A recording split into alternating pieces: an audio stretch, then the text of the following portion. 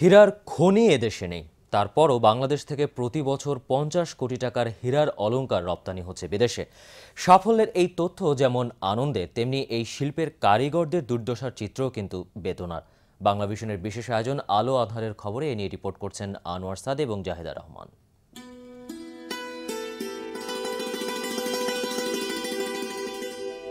বাংলাদেশে তৈরি হীরার অলংকার ক্রমেই বিদেশে জনপ্রিয় হয়ে উঠছে।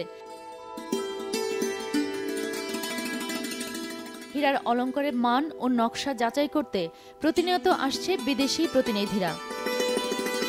প্রতিবেশী দেশ ভারত প্রতি বছর হীরার গয়না রফতানি করে আয় করছে প্রায় $2,500 কোটি। বাংলাদেশ থেকেও প্রতি বছর $800 কোটি আয় করা সম্ভব বলে মনে করেন উদ্যোক্তারা। যদি এই সেক্টর ঠিকভাবে সরকারের নজর দেয় তাহলে শিক্ষিত ছেলে মেয়েরা এখানে তাদের কর্মসংস্থান হবে, স্পেশালি মেয়েদের জন্য এটা খুব ভালো একটা ব্যাপার হবে। আমাদের বিশাল একটি ফরেন কারেন্সি আসবে এ দেশের অর্থনৈতিক উন্নয়নের জন্য।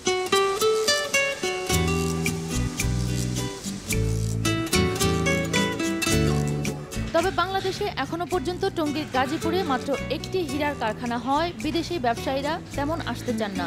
আরও বেশি কারখানা হলে বিদেশিরা আসতে উৎসাহী হবেন এবং এতে রফতানিও বাড়বে। অবশ্য হীরার কারখানা করতে হলে বিনিয়োগ কমপক্ষে 100 থেকে 500 কোটি টাকার প্রয়োজন।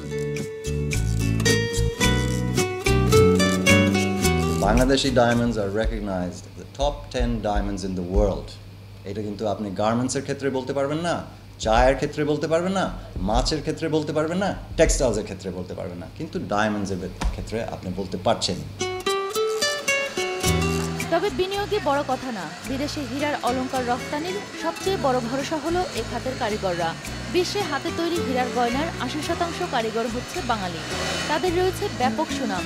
এদের কারণে বিদেশে হীরার গয়নার রফতানির একটি বড় বাজার সৃষ্টির সম্ভাবনা রয়েছে। বাংলাদেশের অর্থনীতি মূলত আমদানি নির্ভর হওয়ায় বিপুল পরিমাণ বৈদেশিক মুদ্রা বিদেশে চলে যাচ্ছে। এ অবস্থায় হীরার অলংকার রপ্তানির ধারাকে ত্বরান্বিত করা গেলে দেশের রুগ্ন অর্থনীতিতে যে শক্তি সঞ্চার হবে তা আর বলার অপেক্ষা রাখে না। জাহেদা রহমান, বাংলা ভিশন, টঙ্গী, গাজীপুর।